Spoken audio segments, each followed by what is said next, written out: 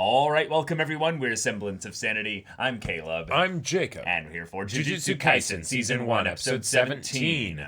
Panda has defeated Nakamura. With the power of the panda and the gorilla. Return to Pamonke. Pamonke, yes. Pamonke. The will of P, indeed. Yep, Yes, absolutely. But yeah, that fight's over, and now now we're we're on teasing to the other ones. Miwa versus Maki. Yes. And in a lot of ways, I'm not really hyped about this fight. I'm more hyped about the potential of Maki and Mai fighting. Indeed. Yeah, but they might be holding that one out for later. But having two weapons masters duel would be really awesome because where one doesn't have cursed energy. Exactly. And the other does. Right. It create some unique aspects of where it's techniques versus actual just raw strength. You know? Right. Yep. It's gonna be pretty freaking cool. But that all being said, we're also getting some really cool training in the midst of this with Todo and Yuji just being best of friendos. Or at least one of them being. I mean, Yuji's coming around. Yuji's warming up to him. It takes time. Beating the shit out of each other tends to do that. He has to form the emotional backstory in his own mind. Yep. He can't just grab Todo's and use it, Right, because it didn't happen. I mean, not really, but it could have, potentially. So, without further ado, let's get into this. All right, everyone, now be sure to go check out the reaction portion of the video in the description below, then come back here for the discussion.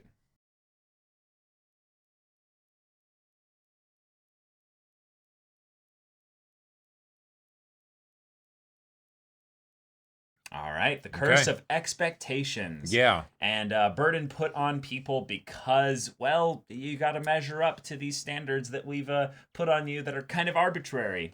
And also, the goals that you have don't really matter because, the expectation puts you towards this goal, right? Yep. Yeah. In this world of fantasy, if you have magic, you have to be a magic user. That's just the world. It's just the world it is. And if you're not, then you're basically nobody. And normally that might have been fine, except that then her twin sister is like, well, I'm going to do that. I'm going to do that. Yeah. And I'm not just going to do that. I'm going to come back and be the head of the clan. And especially so because she didn't have the ability to use cursed energy.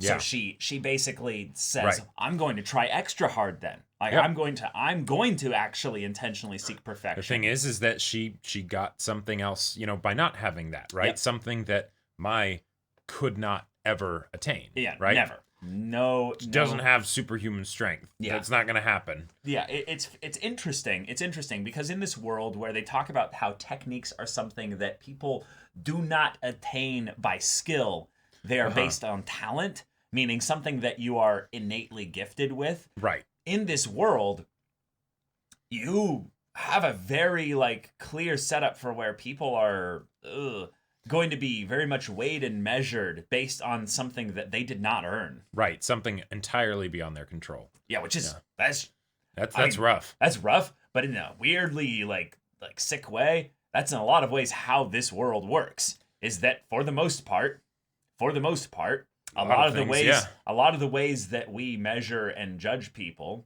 in society is based on things that people have for the most part no real control over. Right. Where you were born, know, what family you were born into. Exactly. And it's sort of made even harsher in this universe where while in the real world, if you had some, say, disadvantage, for the most part, you could kind of theoretically maybe work to try and fix that, change that, and you'd be at a disadvantage, but you wouldn't be completely and utterly locked into one way of doing things, right?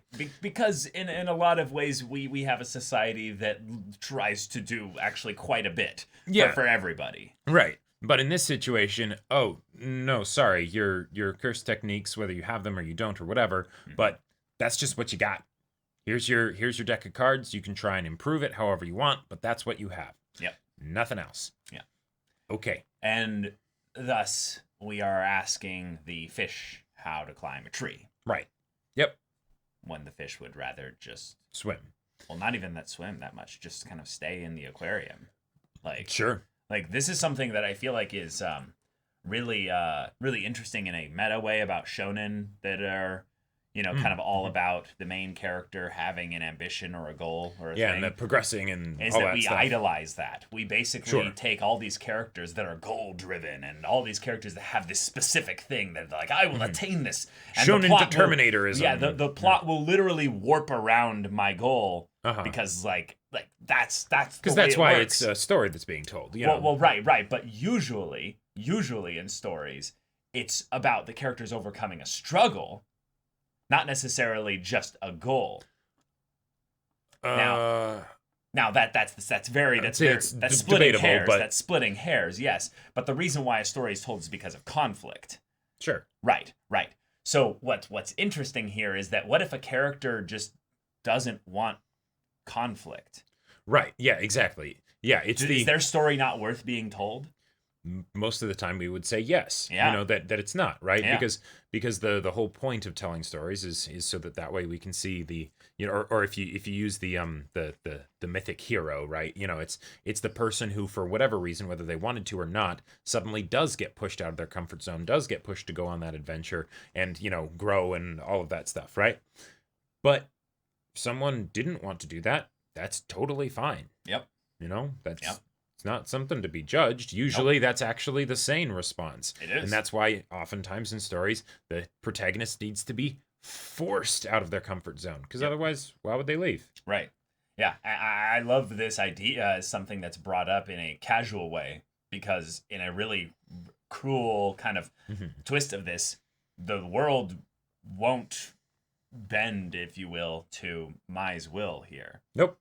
If anything, it will kind of abandon her. And that's kind of sad, is that really, when it comes down to it, she'll probably have to just rely on the people around her to help her. And in a lot of ways, that's what life is it's basically not like what talent you're born with or what skill you've acquired. It's just who you know. Like, in a lot of ways, there's an interesting aspect to Mai in general, is that when we first met her, she wasn't really a likable person, just in general. And the thing is, I would say she still isn't. We just understand her a bit better. Yeah.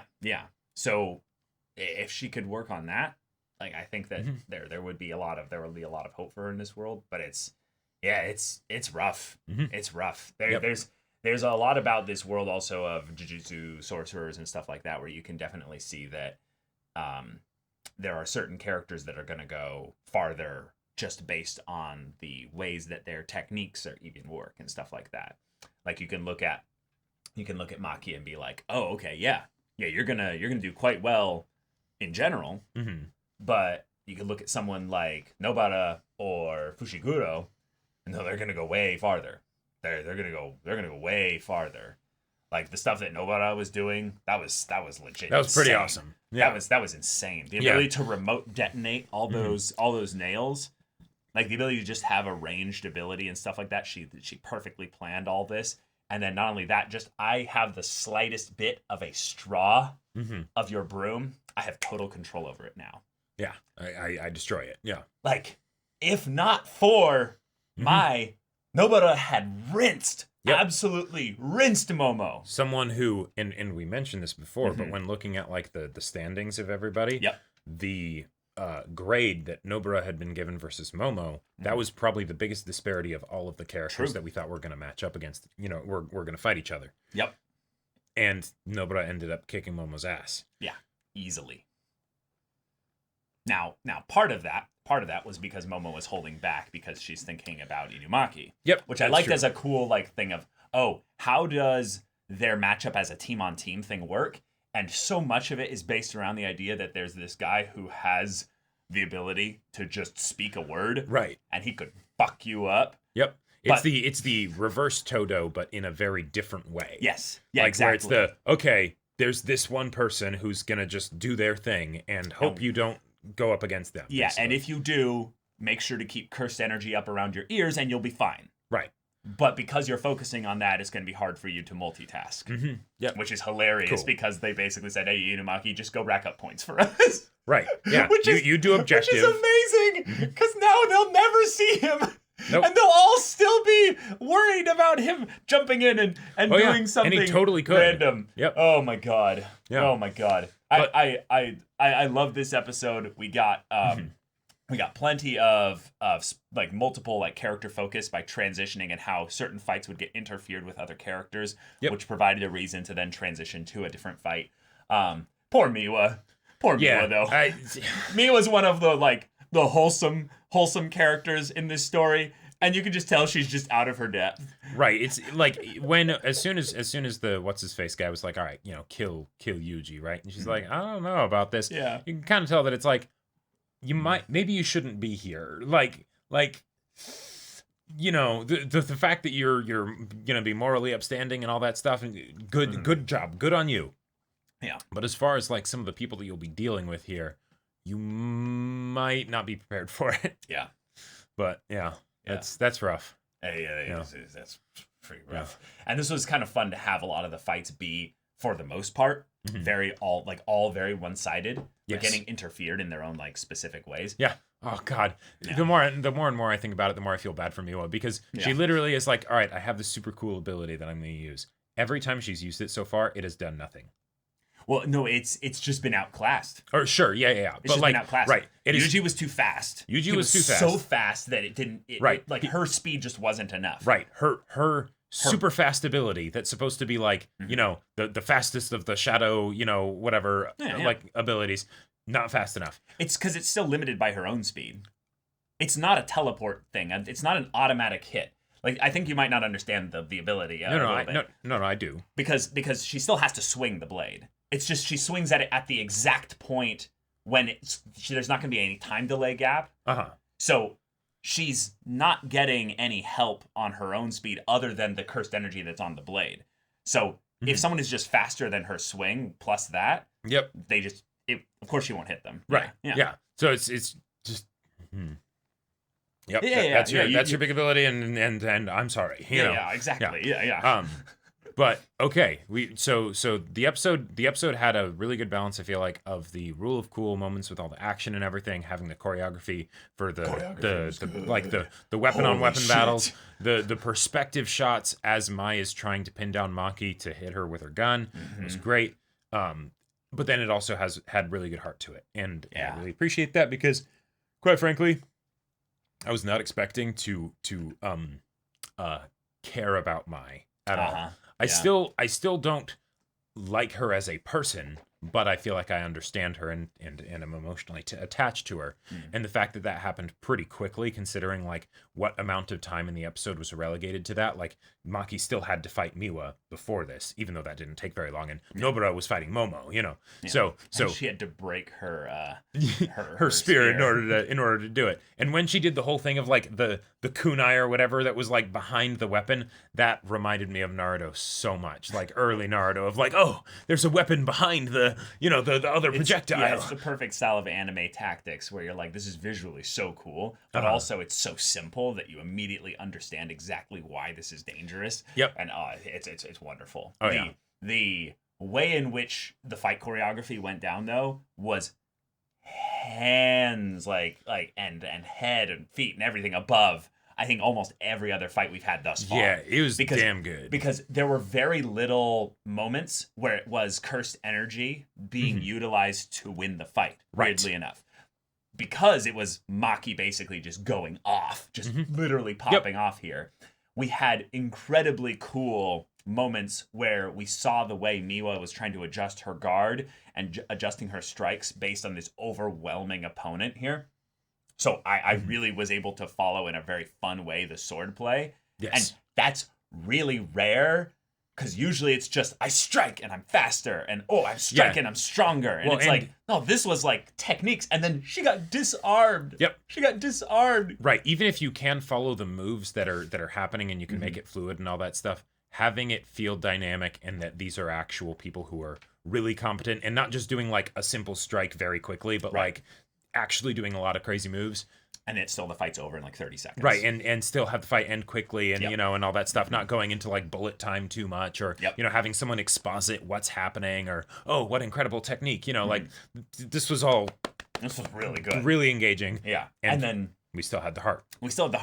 So the heart bit, oh my god. Okay. So the way I follow it, and correct me if I'm wrong here. This is a similar situation to Mekamaru, but it is not necessarily something that the Zenin clan willed. We are not sure whether or not this heavenly pact that she somehow has, and it's not necessarily a literal heavenly pact, but that's the closest thing that they can compare it to, is that it stripped her of the ability to use, see, manipulate cursed energy. Yep. But she has ridiculous strength as a result of in the same way that Yuji does. Right. And that's something and which is interesting. Right. And with the Heavenly Pact, since we haven't ever been officially exposited of how they work. Well, no, that was Mekamaru. We know that they are sacrifices to give something else. We don't know if they are intentionally brought upon, or if they are like something that's done at birth or before birth or something like that. That or was if they're just a Mekamaru. part of the person being born. No, that was Mekamaru. We know how Mekamaru's worked. I don't believe it was ever confirmed that it was done by other people, though. It was just said that it was a heavenly pact. Well, no, which but we do pact know. No. seems like it but would be we an do know agreement. that it was done like at birth. No, right, yeah, it was, yeah. So that is something his entire life, yeah, right, yeah. Yeah, you were saying we didn't know that, and I was just saying that part's that's. No, I was saying that we know that it's something that's their whole life. We don't know whether it's something that's done by other people or not, or whether it's just something that they're born with naturally. But interesting. Okay. But either way, doesn't necessarily matter here. I'd be interested to get an explanation on that in the future of the show, because that has both of those options have interesting world building implications, you know. But okay, yeah. The thing that seemed like it would be the bad luck charm, you rolled bad, turns out that's actually something Mai was jealous of. I loved that as a twist. Yes, that's a great twist, because Mai as a character gets the opportunity to then be the underdog here. Right. One of the things that makes us really easy to empathize with her here is that she's in the situation where she is the have-not. She does not have the talent of being able to physically overcome nearly any struggle. Right. And the idea that that's something that they both were then thrown into, where it wasn't just necessarily, things that would be spirit, based and stuff like that. She's like, oh, well, we can't actually expect her to see a curse, so we're not going to test her in that way. But with Mai, let's try and test her in all the above. Yeah, right. Why not? Yeah, because since the person she can use cursed energy, so she should be able to do everything perfectly, right? Yeah. Exactly, yeah. because the person who we believed to be handicapped basically is doing so well.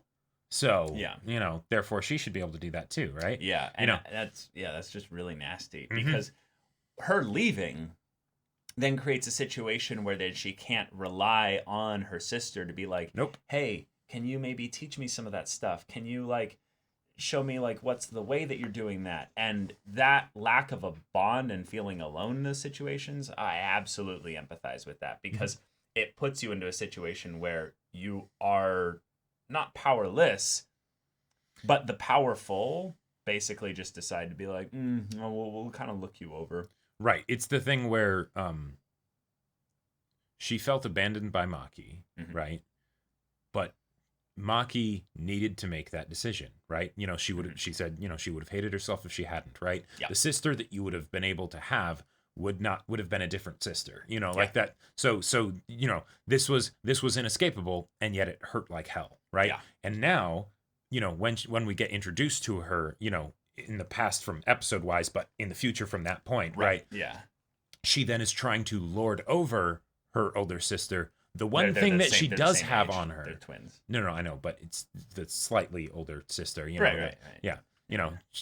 The whole thing of, you should call me, One-chan or whatever, that whole thing. The one thing that she doesn't have, right? I can use cursed techniques. I can see cursed energy and spirits and stuff. You can't, right? Well, because her entire life has been basically one big example of being compared to Maki and being deemed insufficient. Yeah, and yet, because of the way that Maki left, they are not letting her succeed as well. Right. Which is also a fun twist on the fact that they're still upset that happened, but with the way that the clan leader had her leave and saying that I'll come back and be the leader, this might be their way of saying, well, we'll put obstacles in your path that makes it so that you have to overcome like a lot in order to get this title. And to some extent, it's the whole thing of, hey, if you're going to strike out on your own path, then make sure that you're choosing that, and we're going to make sure that it that it doesn't, it's not easy for you. So if you do, overcome it and you manage to come back here and be the clan leader, then, way to go, right? But they're also being very, very petty about it. Yeah, very petty. Yeah, that's the really gross thing about it. Having this be kind of also like the next stage of like, okay, now we get some student on student fights is cool, which means that we saw like a couple seconds of the tease of the next one, which means next one's going to be Fushiguro finally getting his kind of focus one there. But I like that this one covered so many of the characters, weirdly enough. So I hope that they continue that in the next ones here, because we are spending a lot of time episode wise on just the fights in general. But thankfully the fights are so quick that it's like I love that pacing wise, because other shonen, oh boy, we'd be here for a full-on cour. Yeah. So, y'all, thank you so much for watching this episode's reaction and discussion. If you want to see the next episode's reaction and discussion right now, though, go check out the link in the description below for our Patreon. You can get an early access there. You can watch full-length timer reactions there, and all this comes with Discord access, so you can chat with us in the community there about the show, about anime in general, and also be sure to check out our Twitch channel. We stream every weekday. The info's in the description. Yeah, so if any of that interests you, we'll see you there. But until then, we're Semblance of Sanity. I'm Caleb. I'm Jacob. And we'll see you all next time.